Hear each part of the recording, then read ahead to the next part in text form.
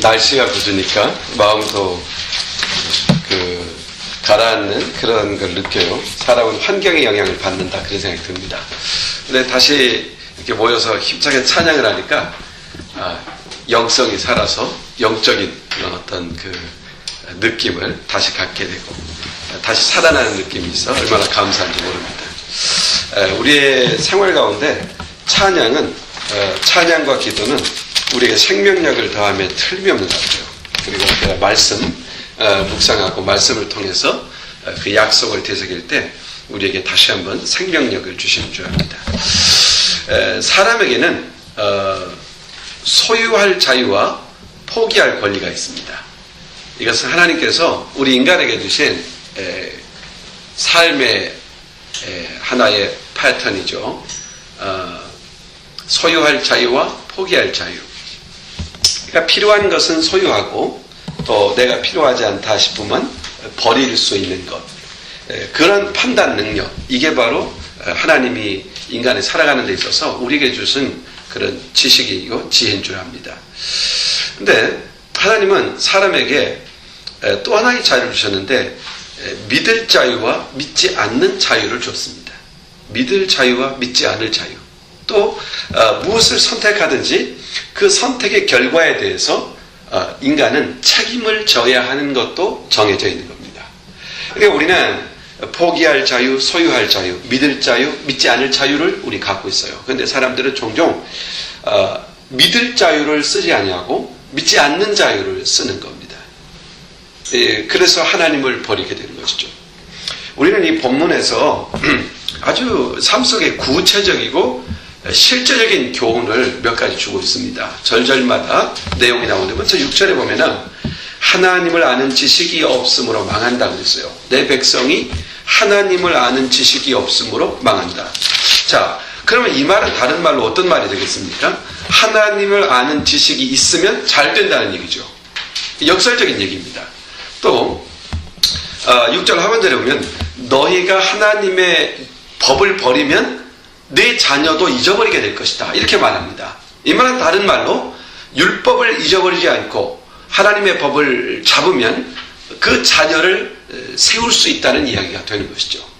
또 7절에 보면은 너희가 번성할수록 번제하면 너희의 영화가 변하여 욕이 될 것이다 그랬습니다. 그러니까 잘 되면 뭐합니까? 잘 되는 것 때문에 범죄를 하면 오히려 그 잘 되는 만큼의 욕을 얻게 된다는 얘기예요. 여기 그 상황 내용이 그런 의미입니다. 그러나 번성할수록 범죄치 않으면 어떻게 돼요? 더 잘 된다는 얘기입니다. 하나님이 그 모든 것을 주님께서 더해준다는 얘기입니다.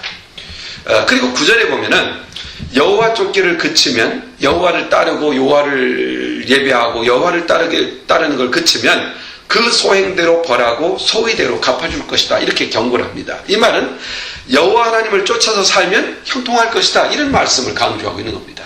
주님의 말씀은 오늘 이 호세아를 통하여 이스라엘 백성들에게 뭔가를 경고하지만 경고 속에는 뭐가 들어가 있어요? 약속이 들어가 있는 겁니다. 어느 길에서든지 돌이켜야 하고 또 어떤 길에서는 그 길을 굳건히 붙잡고 쫓아가야 하는 것들이 있죠. 그처럼 우리가 하나님을 버리고 하나님의 말씀을 버리고 죄를 선택한다면, 하나님이 기뻐하지 않는 것을 선택한다면 그 결과는 재앙과 심판이다. 이렇게 경고함으로써 하나님의 말씀을 붙잡고 하나님을 쫓아가는 자에게 하나님은 오히려 복과 은혜를 더하신다고 하는 말씀을 강조하고 있는 겁니다. 그런 면에서 오늘 본문이 주고 있는 교훈은 대단히 실천적이고 구체적인 겁니다. 오늘 이 본문을 통해서 한 4가지 정도의 핵심적인 내용을 다시 한번 검토해 보려고 해요. 먼저는 6절 말씀입니다. 한마디로 이런 얘기죠. 하나님을 아는 지식이 없으면 망한다, 이런 얘기입니다. 하나님을 아는 지식, 내 백성이 지식이 없으므로 망한다. 되게 우리가 경건하게 살고자 애를 쓰고 하나님의 말씀대로 순종하고 살려고 하잖아요. 그런데 정작 우리에게 필요한 것은 말씀입니다. 하나님의 말씀을 읽고 그 말씀을 깊이 묵상하면 그 말씀이 내 삶을 지도해 가는데 그 말씀을 버림으로써 즉 지식이 없음으로써 주님의 인도함을 받지 못하는 경우가 많다는 것이죠.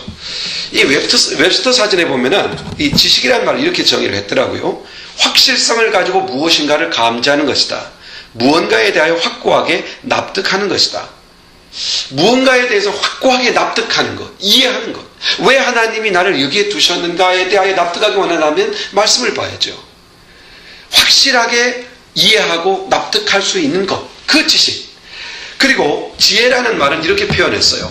정확하게 분별하고 판단할 수 있는 힘을 갖는 것이다. 적절하고 적절하지 않은 것을 구별할 수 있는 힘을 갖는 것이다. 그러니까 지식을, 하나님의 올바른 지식이 있어야 그 지식을 가지고 분별을 한다는 얘기죠. 즉 지식과 지혜는 분리될 수가 없는 겁니다. 그런데 우리가 생각할 때 먼저 우리는 지혜를 구하잖아요. 근데 이 지혜는 무엇으로 갖게 되냐면 지식이 있을 때 갖게 되는 것이죠. 하나님의 말씀이 우선이라는 얘기입니다. 하나님의 말씀이 없으면 사람들은 방자에 행해요. 그래서 지식과 지혜의 근본은, 지식의 근본은 하나님이시라고 했죠. 그런데 사람들은 하나님의 거룩한 지식이 없이 뭘 구하느냐면 지혜를 구하는 거죠. 그러니까 이 세상은 아주 테크닉만 발전하는 거예요. 방법론만 발전하는 거죠. 방법론은 사람을 아주 메마르게 만드는 거죠. 대부분의 그 미래학자들이 말하고 쓴 글을 보면은 하나같이 미래를 아주 밝게 묘사하는 경우는 참 드뭅니다. 이 미래학자들의 그 이야기를 보면은 대부분이 평화가 깃들고 번영이 올 것이고 이런 것보다는 대단히 위협을 가하고 또는 경고를 하는 그런 메시지가 아주 많아요. 특별히 그 정보 지식의 발달, 이번에도 보면은 미국에서 전 세계를 감청하잖아요. 그것이 지금 엄청난 일파만파의 문제를 일으킬 수 있어요. 우리나라 대통령도 감청했다고 하고 우방국가의 사람들 다 감청했다고 하니까 이게 적군입니까? 아니면 아군입니까? 그러니까 감청하는 이유가 뭡니까? 이용하겠다는 거죠. 가치 있는 것을 찾아 자기들의 유익을 위해서 이용하겠다는 거예요. 아주 테크닉만 드러나는 것이죠.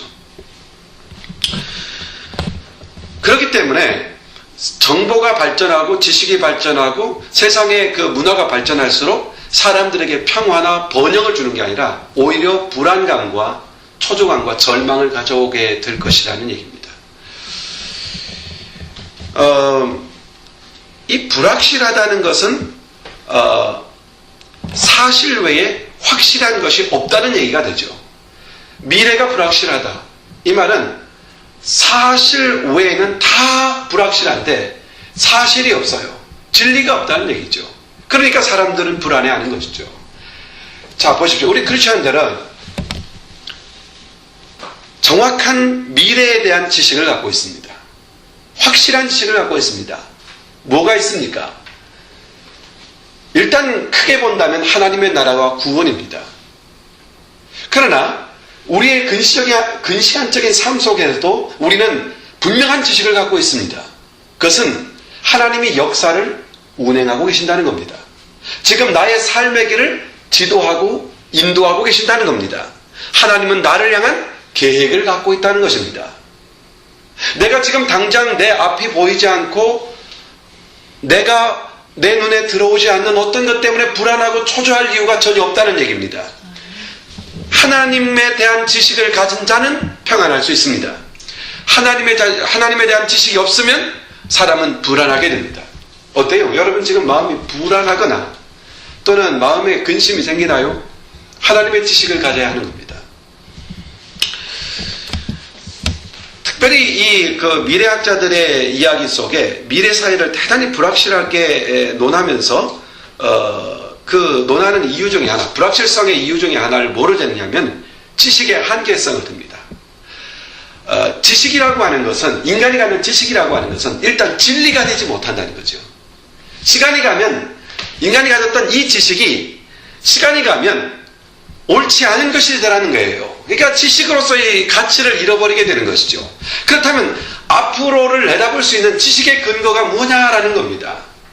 그러므로 이 세상에 하나님 없는, 하나님의 지식이 없는 세상은 불안전하고 불확실하고 불안할 수밖에 없는 것이 당연한 것이죠. 특별히 이 세상의 지식이 많아지고 정보가 발전할수록 왜 미래가 더 불확실하냐면 이 세상의 지식은 근본적으로 누구를 대적하게 되어 있냐면 하나님을 대적한다는 겁니다. 그러니까 세상의 지식은 하나님을 대적한다는 말은 진리를 대적한다는 얘기입니다. 진리를 대적한다는 것, 진리에 반한다는 건 뭡니까? 진리가 아니라는 겁니다. 진리가 아니라는 것은 희망이 없다는 것이죠. 바로 그런 얘기입니다. 그런 면에서 솔로몬은 명확하게 이 선을 긋고 있습니다. 여호와를 경외하는 것이 지식의 근본이다, 이렇게 말씀한 거죠.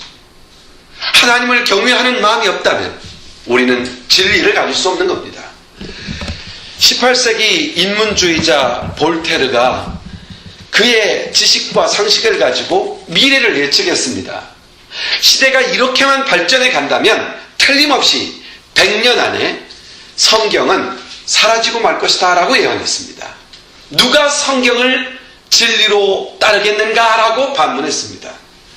그러나 그가 죽은 지 100년, 50년 또 못 되어서, 그러니까 그런 말을 한 지 100년도 안 되어서 스위스 성서공회가 이 프랑스 성서공회를 세우려고 그 집을 사서 그 볼테르의 집을 성서공회 오피스로 사용하기 시작했다고 합니다. 역설적이죠.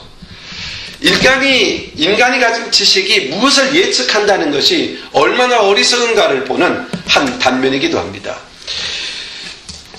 여러분 볼세기비키 혁명이라든지 레닌 혁명이라든지 이런 레닌과 같은 사람들이 일어나서 어마어마한 공산주의 이 사상을 일으켜서 나라를 건립한 것이 소련 아닙니까?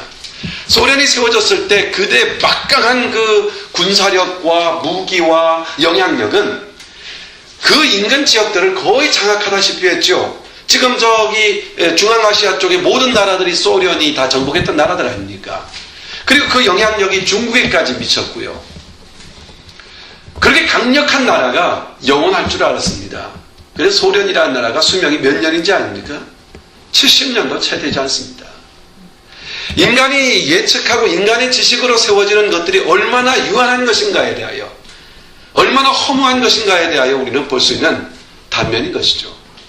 전도서 2장 26절에 하나님이 그 기뻐하시는 자에게는 지혜와 지식과 희락을 주신다고 했습니다.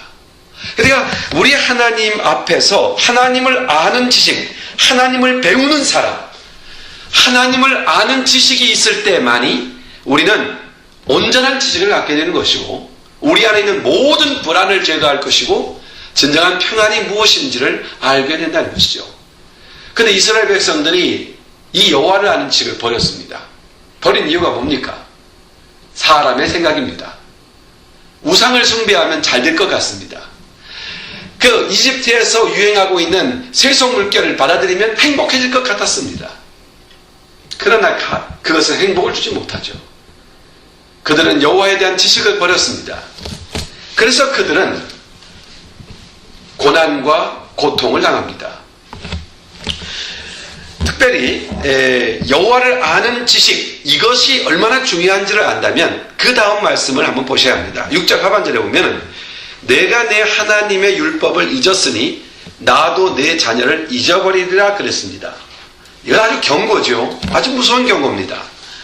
다시 말해서 하나님의 말씀을 결코 버려서는 안 된다. 어떤 상황에서든지 하나님의 말씀을 버리면 안 된다. 하나님의 말씀을 생각해야 하고 하나님의 말씀을 기억해내야 하며 하나님의 말씀을 버리는 것은 곧 하나님을 버리는 것이다 라고 규정하고 있는 것이고, 하나님을 버린 자에게 하나님은 버림이 무엇인가를 가르쳐 주겠다고 우리에게 경고하고 있는 겁니다.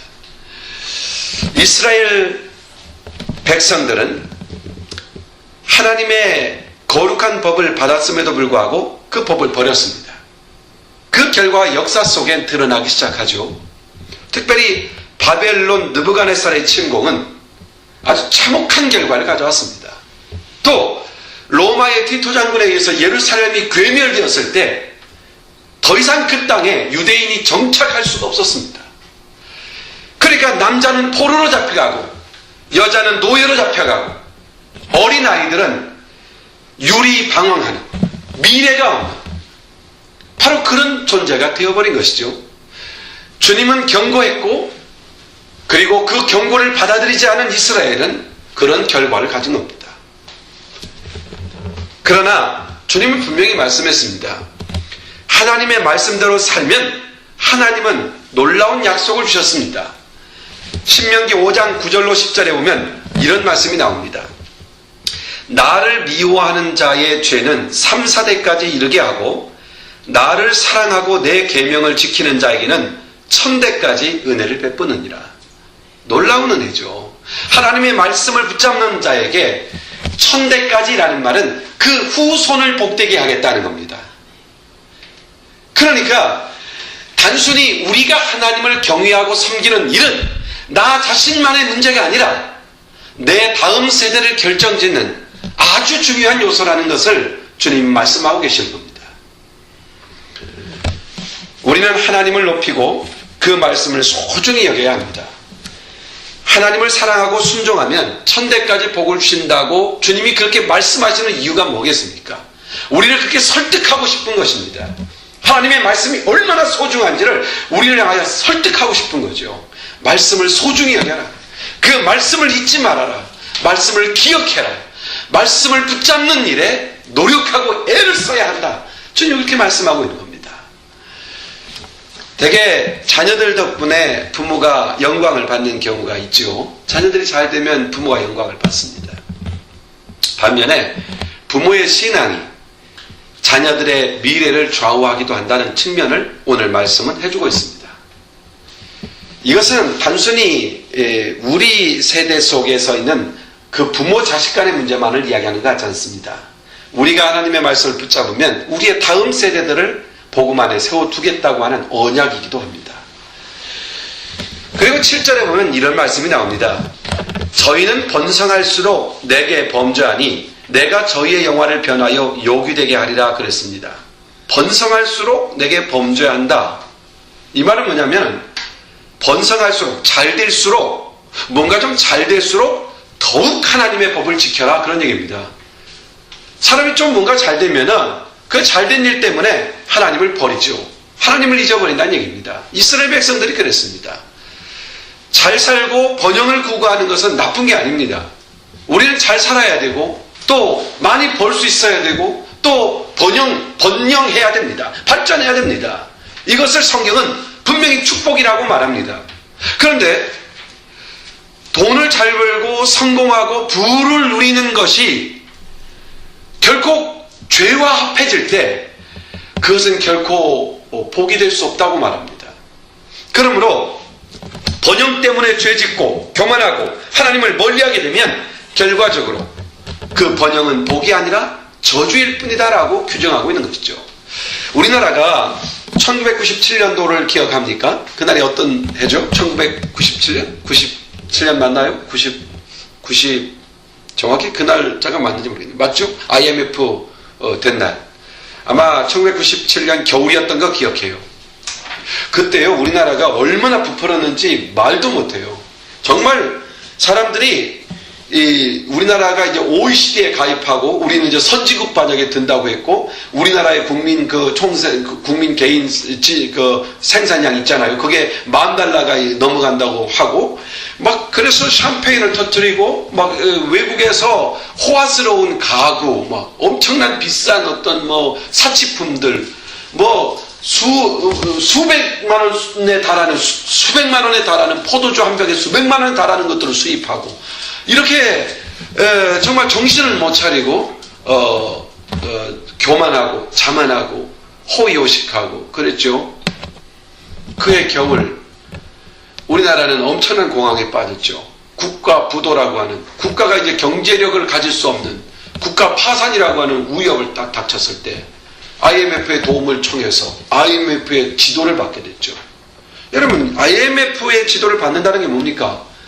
독립국가로서의 주권을 IMF에게 맡겼다는 말과 같습니다. 그러니까 아주 비참한 일이죠. 여러분 우리에게 있어서 이런 IMF의 철퇴를 맞을 수밖에 없었던 이유가 뭐냐면 잘 될 때 자만하고 교만했기 때문이죠. 자, 우리가요, 열심히 노력하면 하나님이 우리의 축복을 줍니다. 우리가 잘 되는 때를 줍니다.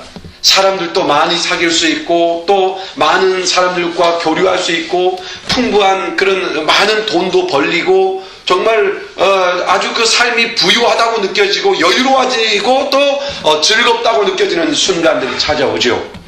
그럴 때일수록 하나님을 더 가까이 하라고 가르쳐주는 겁니다. 만약에 그런 때가 왔을 때 하나님을 멀리하면 그것이 오히려 우리를 망하게 하는 이유가 될 것이라고 경고하는 것이죠. 하나님이 없는 부유함은 결코 행복이 될 수 없다는 것을 말씀하고 있습니다. 이스라엘의 초대왕 사울이라고 하는 분, 정말 겸손한 사람이었습니다. 이거 합니까? 사울왕이 민간 추대로 된 왕이었다는 거. 이스라엘 백성들이 추대로 왕을 세운 사람, 대단한 거죠. 이거는 그 시대에, 그 고대 시대에 백성들이 추대해서 왕이 된 사람, 이게 누구냐면 사울이에요. 사람들이 사울이 왕이 되면은 정말 나라를 잘 이끌어줄 줄 알았어요. 그는 겸손했고 품체도 멋있었고 품위도 있었어요. 그래서 백성들이 추대해서 왕으로 세웠어요. 하나님 앞에 제사장이 나가서 사무엘이 나가서 백성들이 왕을 달라고 합니다. 저 사울이라고 하는 사람을 왕으로 세우기를 원한다고 합니다. 하나님이 정말 세우기 원하느냐? 정말 그게 뜻이냐? 너희들 원하는 대로 해주겠다. 하나님 마지못해서 허락한 게 누구냐면 사울왕이에요. 근데 이 사울왕이 왕이 딱 되자마자 어떻게 됐습니까? 교만하기 시작했죠. 군림하기 시작했죠.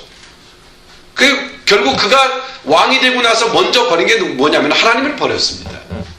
하나님을 버리자 그의 왕자는 설 수가 없었죠.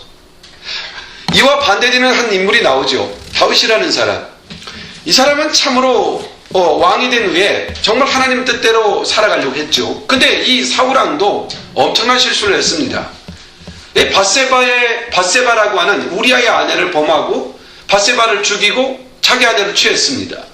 이건 아주 있을 수 없는 사건이었습니다. 그런데 나단 선지자가 가서 경고하잖아요. 그때 다윗의 태도입니다. 다윗은 죄를 버리고 하나님을 잡습니다.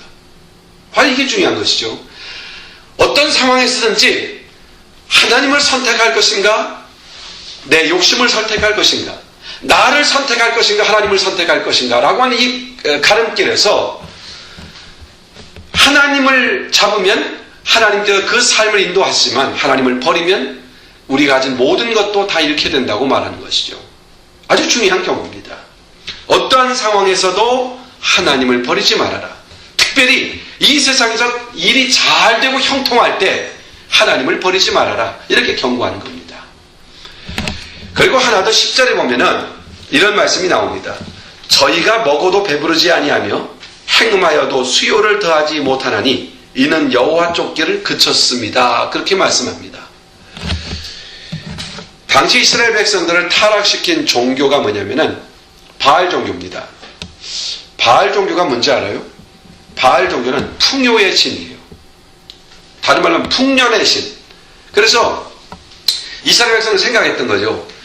나일강 유역의 기름진 곳에서 씨만 뿌렸다면 막 그냥 자라나죠. 이걸 본 거예요. 이스라엘 백성들이 와, 저들이 왜 이렇게 풍요로운 삶을 살지? 그리고 그들이 믿는 신을 봤더니 바알을 섬기더란 얘기예요. 그래서 그들은 바알을 수입해 오기로 했어요. 그 땅을 나일강 유역처럼 풍요롭게 만들려고. 결과적으로 하나님을 버린 것이죠. 이스라엘 사람들은 이제 풍요로워질 거라고 생각했습니다. 그러나 그들은 행복하지도 배부르지도 않았습니다. 그들은 그 바알신이 그들의 결코 만족이 되지 못했습니다. 하나님을 버리는 것이 만족할 것 같고, 하나님 없는 것이 자유로울 것 같고, 하나님 없는 것이 행복해질 것 같은 것, 요게 사단이 주는 마음이죠. 이게 바로 우상을 통해 유혹하는 마음이죠. 그러나 이스라엘 백성들은 그 바알을 가져옴으로써 수많은 고통과 고난에 따르게 됩니다. 마태복음 9장 9절에 보면 세관에 앉아있는 마태에게 예수님이 다가갔어요. 그리고 나를 따라오너라 라고 말씀했어요. 그때 마태는 예수님을 따라갔어요. 그냥 따르라는 말씀에 따라갔어요. 그는 성경을 기록하는 그런 위대한 사도로 하나님이 쓰셨습니다. 누가복음 5장 11절에 오면은 주님이 또 다른 한 사람을 찾아갔어요. 바닷가에 있는 사람에게 찾아갔죠. 베드로입니다. 나를 따라오너라 그랬어요. 배와 그물을 내려두고 그 부친을 그곳에 놔두고 예수님을 쫓았다 그랬어요. 예수님을 따르는 결단이 있었을 때 하나님은 그를 위대한 지도자로 삼아주셨어요. 그런데 이거 아세요? 베드로가 그냥 떠나서, 요한이 그냥 떠나서 그 아버지가 굶어 죽었다, 이런 기사 없습니다. 주님께 맡기고 주님을 따를 때 주님께서 그 모든 것을 책임지셨다는 겁니다. 나중에 보면 베드로는 결혼해서 가정을 꾸밉니다. 베드로가 가정을 돌보지 않은 게 아닙니다. 하나님을 따를 때 그 모든 것을 더하시고 인도하시는 그 약속을 믿으셔야 합니다. 하나님을 따른다는 것은 희생인 것 같지만 오히려 복입니다. 그러므로 어떤 경우라도 하나님을 선택하는 일을 놓쳐서는 안 됩니다. 내가 힘들고 어려운 자리에 있든, 내가 부유한 자리에 있든, 내가 초라한 자리에 있든, 명예로운 자리에 있든 하나님을 버리는 것은 모든 것을 잃는 것이라는 얘기죠. 그러므로 이스라엘 백성들이 경고한 겁니다. 하나님을 버리지 말라고 말한 겁니다. 어떤 경우도 버리지 말아라. 록펠러라고 하는 사람 누구나 다 알죠. 이 사람이 청년 시절에 시간당 4센트를 받고 감자밭에서 감자를 캐는 아르바이트로 살아갔다고 그럽니다. 근데 그는 그 감자를 캐면서도 하나님은 나와 함께 하신다, 내가 어떻게 하나님을 기쁘게 할까, 이 생각했다고 그럽니다. 그 부모가, 그 어머니가 늘 그걸 가르쳐 줬거든요. 하나님을 최고로 모셔라. 하나님을 최고로 모셔라. 또 하나의 룰은, 두 번째 룰은 11조를 바쳐라. 그러니까 정신적으로, 마음으로 하나님을 최고로 모시고 물질에 있어서 최고도 하나님이셔야 된다. 이건 가르쳐 준 거예요. 그러니까 감자밭에서 시간당 4센트씩 받으면서 아르바이트하는 이 사람 마음속에 그런 초라한 자리에 있으면서도 마음이 분명했던 것이죠. 하나님이 최고다. 내게 있어서 하나님이 제일이다. 나의 모든 이 4센트의 수입도 그가 주시는 것이고 이것도 그로부터 오는 것이다. 11조를 구분하고 그가, 하나님께서 그를 세계 최고의 부자로 세웠습니다. 이렇게 비례적으로 본다면 아직까지 록펠러를 능가하는 부자는 지상에 없다고 그래요. 그런 정도로 부유한 부자가 되었다고 그래요. 근데 그가 아주 나이가 지긋이 든 이후에 사람들이 인터뷰할 때 늘 물었다고 그래요. 어떻게 그렇게 당신은 부자가 될 수 있느냐. 그 한 10가지 정도 쭉 얘기하지 않습니까? 그런데 그 중에 2가지는 절대 빼놓지 않고 얘기했대요. 첫째, 하나님을 최고로 모셨다. 그게 바로 난 주의를 선수하는 것이었다. 하나님을 최고로 모시는 것. 그리고 2번째는 내가 11조를 한 푼도 빼놓지 않고 드렸다. 아주 세밀하게 작은 것 하나까지도 하나님의 것을 구별했다. 2가지를 간증했다고 합니다. 어떤 경우도 가난할 때나 힘들 때나 하나님에 대한 마음, 하나님을 포기해서는 안 됩니다. 혹여나 내가 범죄하는 자리에 있을지라도 하나님을 버려서는 안 됩니다. 그만이 유일한 구원자이기 때문이죠. 오늘 본문이 주는 교훈 4가지를 정리해봤습니다. 첫째는 하나님을 아는 지식이 없으면 망한다. 하나님의 지식, 하나님의 말씀을 소중히 여기자. 그래서 매주마다 우리 주일학교에서 말씀 외우는 거 얼마나 소중한지 몰라요. 그것 아주 중요한 겁니다. 제자훈련에서도 아주 중요한 것은 선구함성 아닙니까? 선구함성을 하는 거 아주 중요한 것이죠. 하나님의 아는 지식, 하나님의 말씀을 공부하고 배우는 것, 이것이 있으면 되는 겁니다. 하나님 말씀 공부하는 한 우리는 결코 실패하지도 넘어지도 망하지도 않습니다. 하나님의 말씀을 공부해야 된다는 것이죠.